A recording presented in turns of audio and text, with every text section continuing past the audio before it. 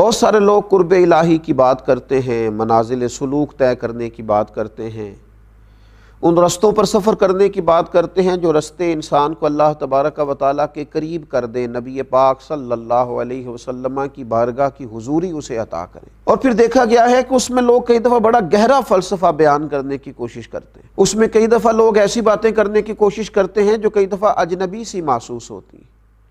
کئی دفعہ کچھ ایسا کہہ دیتے ہیں کہ جو محسوس ہوتا ہے کہ یہ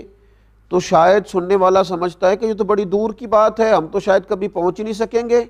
لیکن حضرت خواجہ معین الدین چشتی اجمیری رحمۃ اللہ تعالی علیہ نے اس بات کو کس سادہ انداز میں، عام فہم انداز میں لوگوں کو سمجھایا۔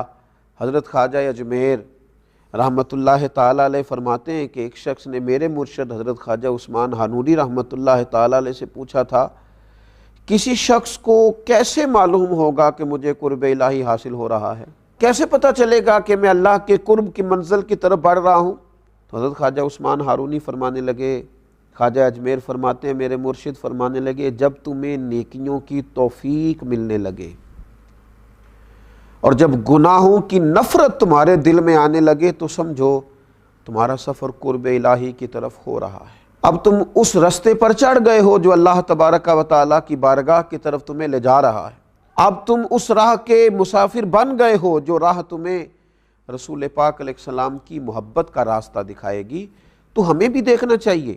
کہ اگر تو تقویٰ اور طہارت کی وجہ سے، پرہیزگاری کی وجہ سے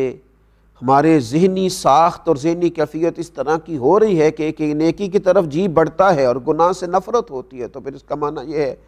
کہ قرب الہی کا کچھ نہ کچھ سفر اللہ کی توفیق سے میسر